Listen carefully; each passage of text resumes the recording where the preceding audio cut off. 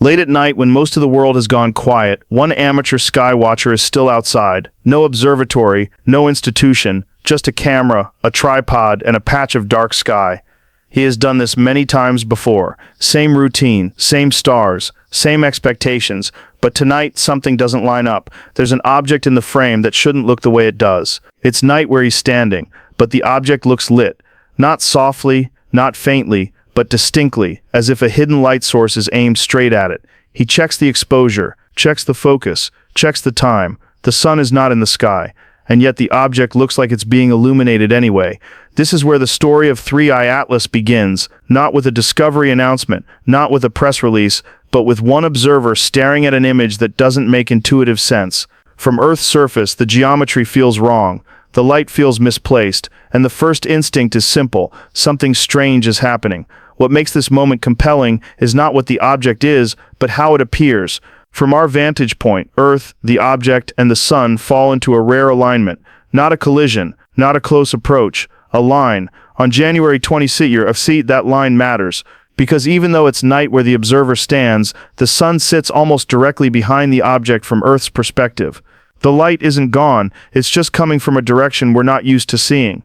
The amateur observer doesn't talk in equations, he talks in images. He watches the glow on his screen and wonders why it looks so sharp, why the tail looks so defined, why the object doesn't fade the way others usually do. This isn't about brightness alone, it's about direction. Light behaves differently when it hits an object head-on compared to when it grazes it from the side. Backlighting can exaggerate structure, it can carve edges out of dust and plasma. From Earth, it can make something ordinary look dramatic, and dramatic is exactly how this looks. The observer posts the image, others respond. Screens fill with cropped frames of the same object, captured from different locations, different cameras, different levels of experience. An ion tail stretches out.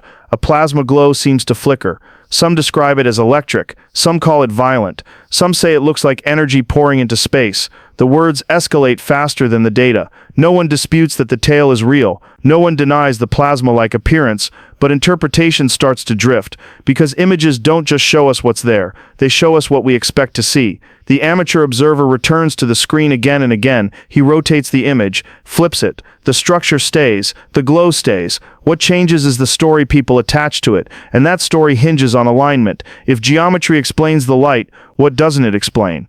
That question doesn't have an answer yet, but it plants a seed. As images circulate, another issue surfaces: the name. Some call it a comet, others correct them. It's not a typical solar system comet, they say. It's an object. Some go further. They call it interstellar. The amateur observer doesn't argue. He just listens. But labels matter. When something is called a comet, it fits into a category we're comfortable with.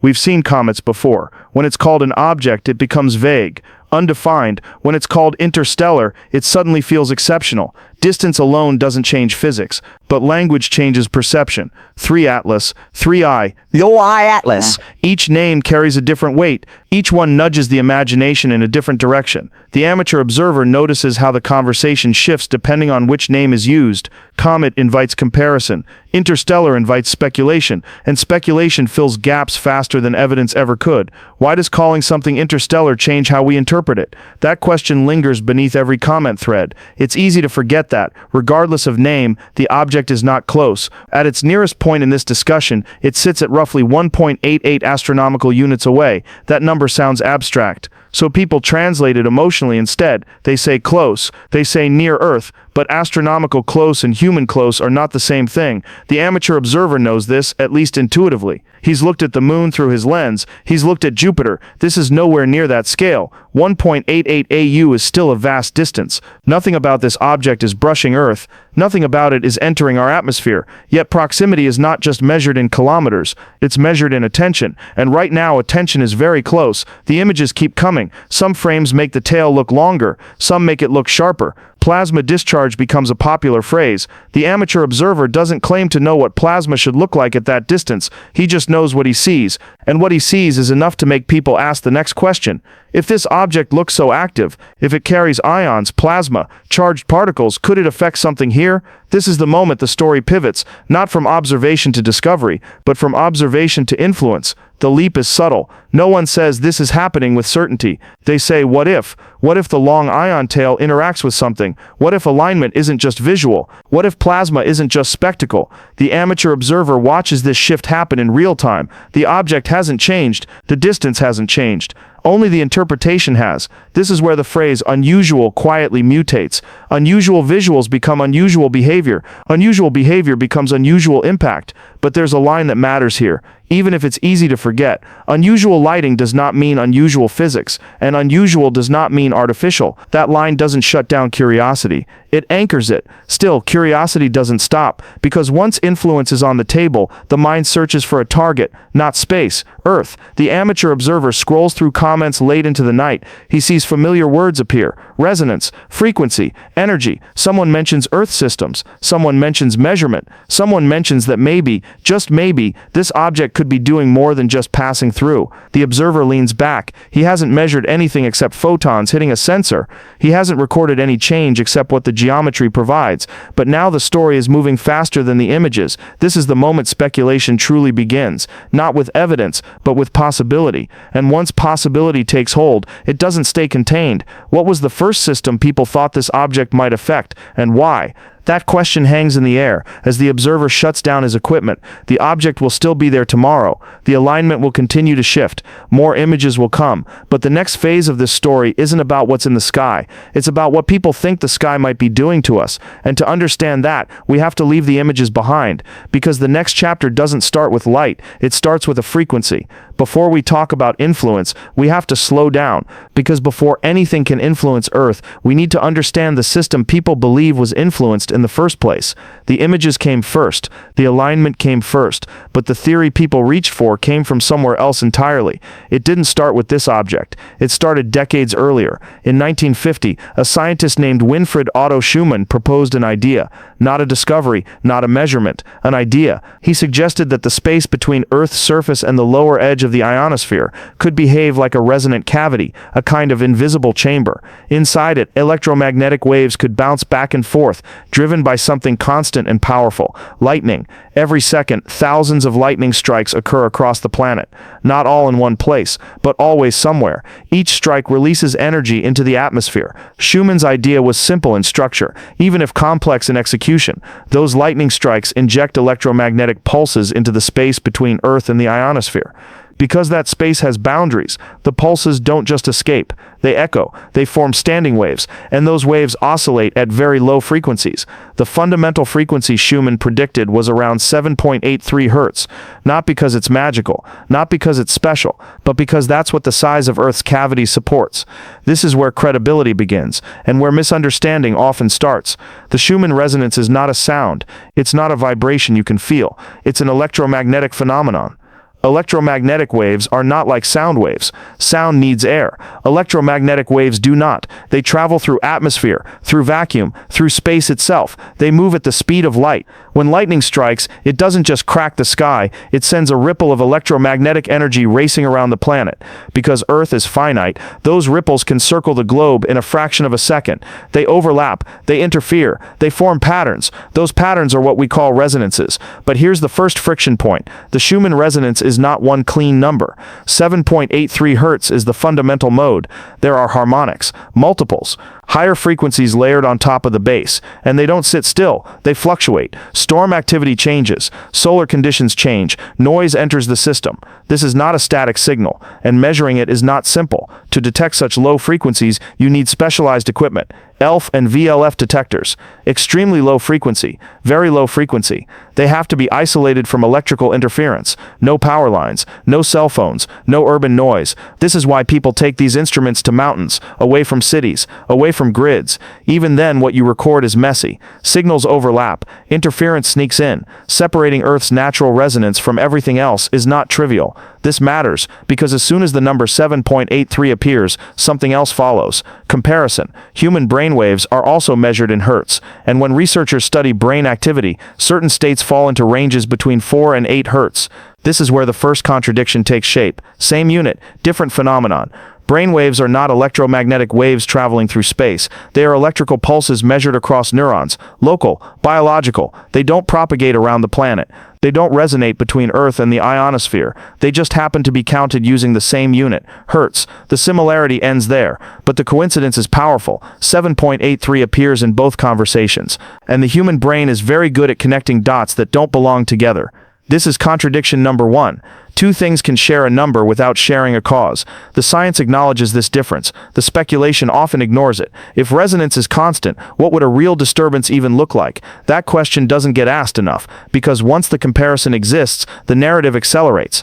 People begin to wonder whether changes in Earth's electromagnetic environment could influence biological systems, not because evidence demands it, but because the idea feels intuitive. This is where the conversation around 3I Atlas re-enters the picture. The object has an ion tail. It shows plasma-like behavior. Plasma is charged. Charged things interact with electromagnetic fields. The logic chain feels neat. If Earth has an electromagnetic system, and if this object carries plasma, could there be interaction? This is where measurement claims appear, not institutional ones, individual ones. People describe taking detectors into remote locations, mountains, dark places. They talk about measuring during the object's approach.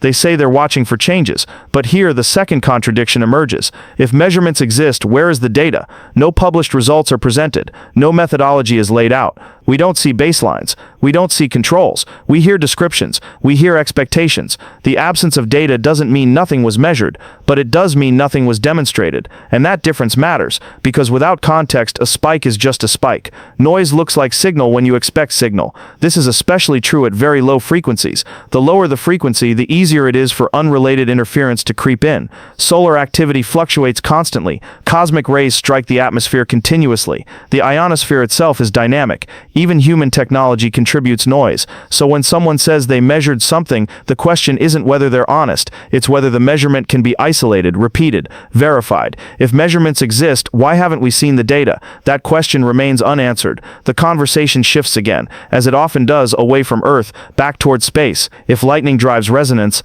and solar wind can influence the ionosphere, what about other cosmic sources? The sun is an obvious candidate. Solar wind is a stream of charged particles constantly flowing outward. It interacts with Earth's magnetic field. It shapes the ionosphere. Cosmic rays originating from distant sources also strike the atmosphere. They ionize atoms. They contribute energy. These influences are real. They are measured. So where does a passing object fit into this? Here's where caution is required. The object is still nearly 2 astronomical units away. Its plasma tail is long, but space is enormous. There is no established mechanism in the provided material that connects a distant object's ion tail directly to Earth's cavity. None. That doesn't stop the idea from spreading, because the visuals are compelling. The ion tail looks energetic, it looks active, and visually activity implies impact. This is another subtle trap. Plasma in space looks dramatic, but dramatic doesn't mean influential at planetary scales. Unusual does not mean artificial, and it does not mean effective. Still, belief finds room to grow, because belief doesn't need a mechanism, it needs a story, and the story writes itself. An interstellar object, an unusual alignment, a visible plasma tail, a theoretical resonance tied to Earth. The pieces appear to fit, even if the connections are assumed. This is where pattern matching takes over. Humans are exceptional at finding patterns, even when none exist, especially when uncertainty is high. This is the leap of belief, not the belief that something is happening, but the belief that it must be happening, because it feels like too much coincidence otherwise. Frequency coincidence, timing coincidence, visual coincidence. Are we measuring the sky, or our expectations? That question is uncomfortable, because it challenges motivation. The amateur observers who started this conversation were curious, not deceptive. They saw something unusual and followed that curiosity. But curiosity without constraint can drift. Once the resonance idea enters, it becomes a lens. Everything gets interpreted through it. A fluctuation becomes confirmation. A lack of data becomes mystery, and mystery attracts attention. But here's the core tension. The Schumann resonance is driven primarily by lightning. That's not speculation. That's the foundation of the theory. To displace that driver, you'd need an influence comparable in scale, global, continuous. A distant object passing through the inner solar system doesn't obviously meet that requirement. And yet the narrative persists, because narratives don't need proportionality. They need plausibility. And plausibility often hides inside technical language. Hertz, plasma, resonance. The words sound right together. that doesn't mean they belong together. Sharing a number does not mean sharing a mechanism. This is the line most often crossed, and once crossed, it's hard to return, because the next question doesn't ask, is this true? It asks something else. If this object can influence Earth systems, what else could it do? That question doesn't belong to part 2, but it's already forming. Because once influence is assumed, behavior becomes suspect, and once behavior becomes suspect, speculation finds a new direction, not resonance, trajectory. The evidence so far hasn't resolved anything. It's escalated tension. Visuals suggest activity, physics suggests limitation, measurement claims exist, data does not. The object is distant, the interpretations are close, and now another contradiction waits just ahead. If the object is so passive, why are people talking about it as if it could change course?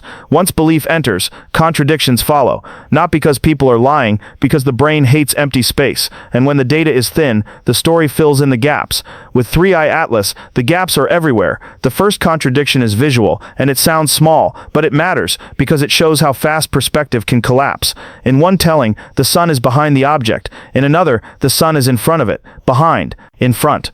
Two opposite descriptions of the same geometry. At first glance, it feels like a mistake, but it's also a warning, because what people are describing isn't the sun's location in space. It's the sun's position relative to the camera, relative to the observer, relative to the mental model they're using in that moment. From Earth's point of view, the line of sight can make the object appear to be backlit, even if someone else explains it as the sun shining on it. Both phrases can be used to describe the same alignment, but they create different impressions. Sun behind it feels like a halo. Sun in front of it feels like a spotlight. The imagery changes, and once the imagery changes, the conclusions people draw begin to change too. So a simple question has to be asked. If perspective keeps shifting, which version do we trust?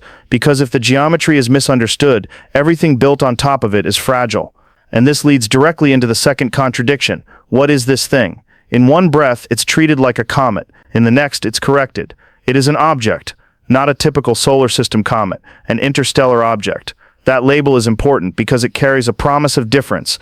Interstellar implies foreign origin, unknown history. It implies that we shouldn't assume the same behavior, and yet the way people talk about it drifts right back into familiar categories.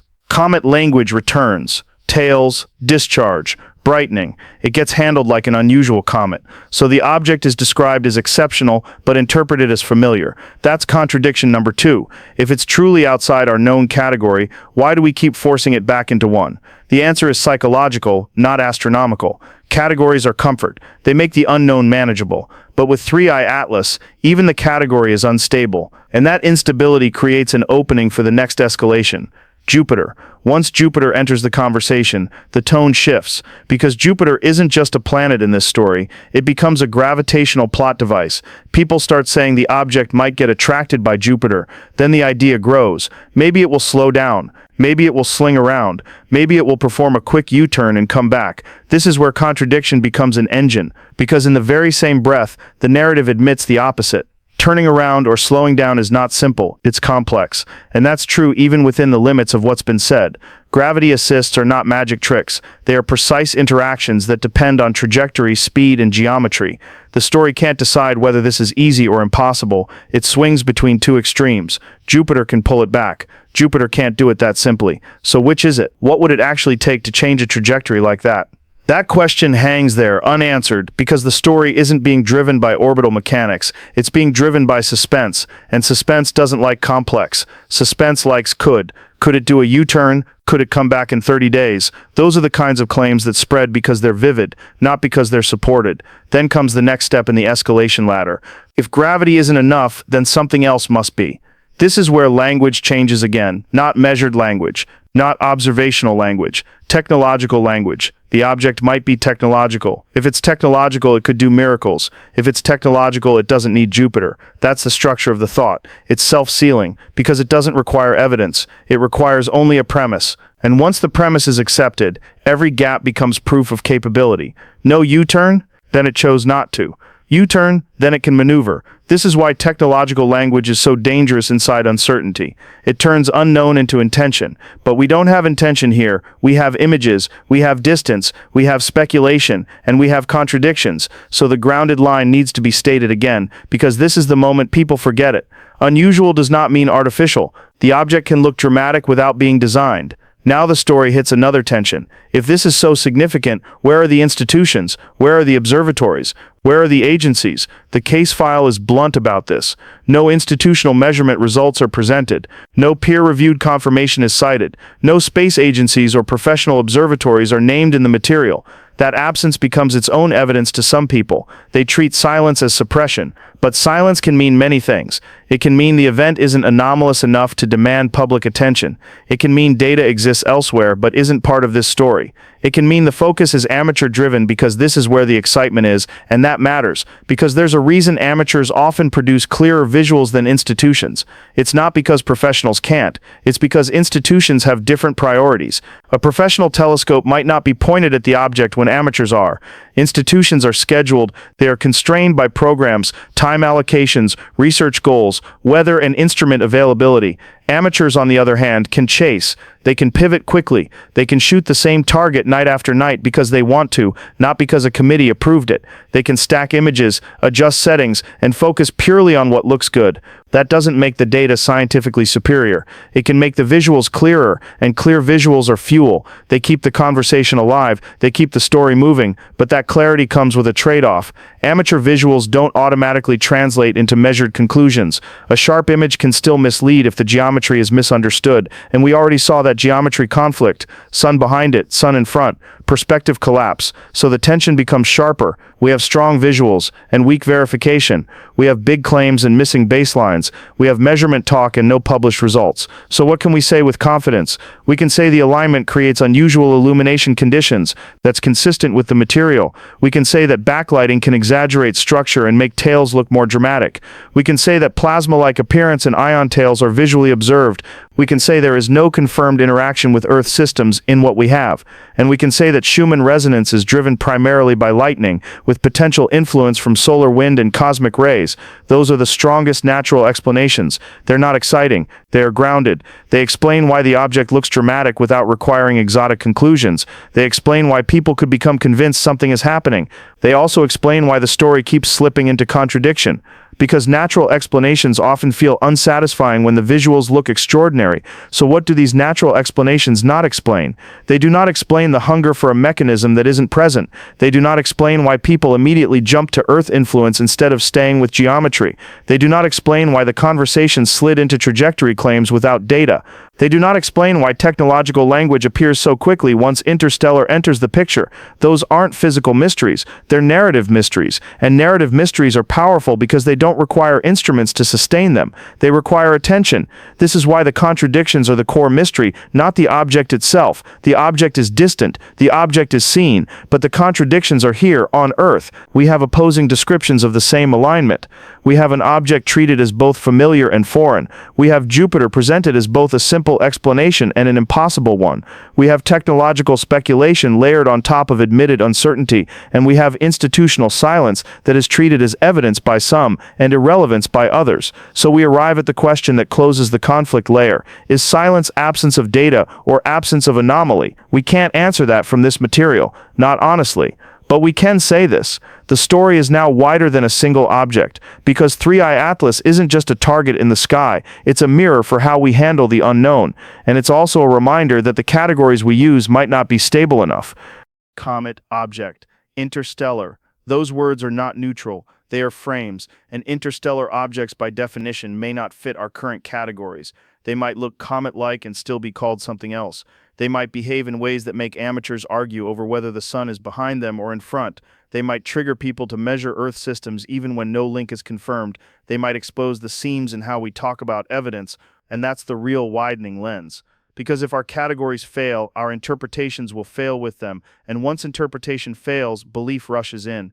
The next part of this story isn't about adding more speculation. It's about confronting the biggest tension we've been circling the entire time. If the visuals are so compelling and the claims are so loud, why does everything still come back to the same thing? Missing verification, missing institutions, missing a stable narrative. And the sharper contradiction waiting ahead is this. If 3i Atlas is being talked about like a world-changing influence, why is the case built almost entirely on shifting perspective, unstable labels, and data we never get to see?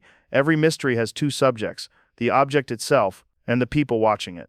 By the time we reach the end of the 3i Atlas story, the object hasn't changed very much. but the observers have.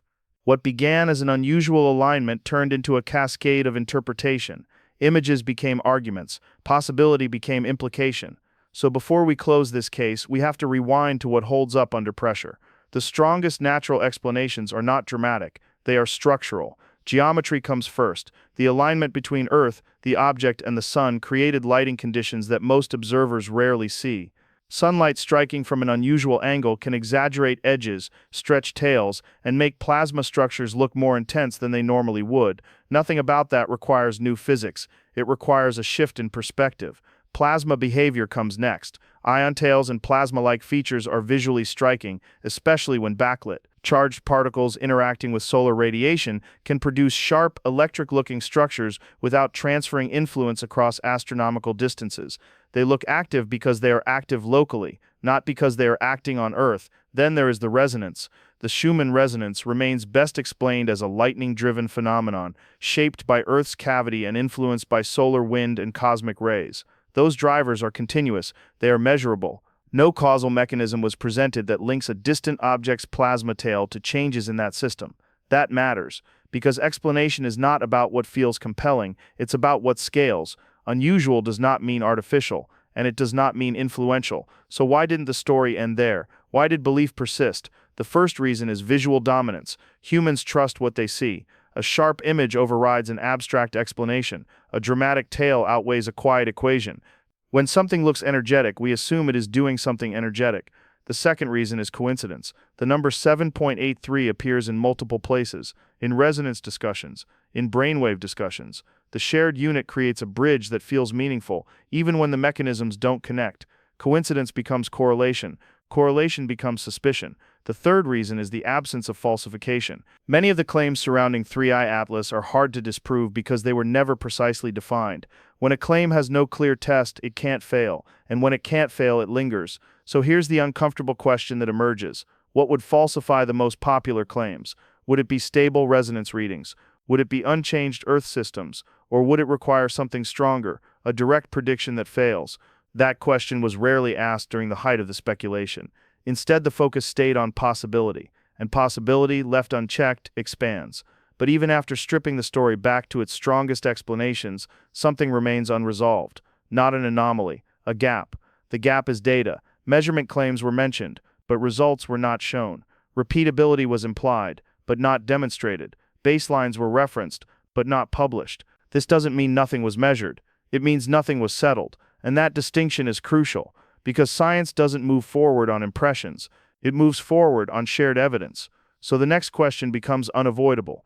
What data would actually settle this? A clear before and after comparison of resonance readings? Independent measurements from multiple locations using controlled methods? Transparent methodology? Without that, the story can't close on evidence alone. It closes on interpretation, and interpretation is shaped as much by us as by the sky. This is where the meaning layer matters, because 3i Atlas didn't reveal a new force acting on Earth. It revealed how quickly we search for one. It showed how alignment can feel like intention, how coincidence can feel like design.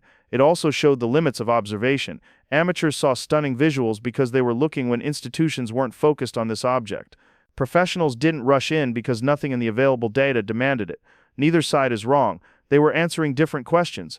Amateurs asked, what does it look like? Institutions ask, what does it change? Those are not the same question. And when we confuse them, stories inflate. So what does 3i Atlas actually show us? It shows us an object passing through our observational field under rare lighting conditions. It shows us how plasma and geometry can create spectacle. It shows us that interstellar objects may not fit neatly into our existing labels: comet, object, interstellar. Those categories help us talk. They don't always help us understand. Interstellar visitors may blur boundaries. They may look familiar and foreign at the same time. And when that happens, our interpretations wobble. This is where responsibility enters. The responsibility of interpretation is not to suppress curiosity. It's to constrain it, to ask where scale matters, where mechanisms exist, where evidence stops. Unexplained does not mean unexplainable, and it never means artificial by default. If there is urgency here, it's not because Earth was in danger. It's because moments like this are rare opportunities, rare alignments, rare objects, rare chances to watch ourselves respond to uncertainty in real time. The observation window closes. The object moves on. What remains is the record of how we thought about it, and that record matters, because the next unusual object will come, another alignment, another set of images, another wave of speculation. When it does, the real test won't be what appears in the sky, it will be what appears in the conversation. If you've watched this far, you're part of that conversation. Share what you think this case gets right and where it goes too far. If you want to keep following investigations like this, consider subscribing and staying with the channel. The sky will always give us something unusual to look at. The question is, next time something looks wrong up there, will we pause or leap?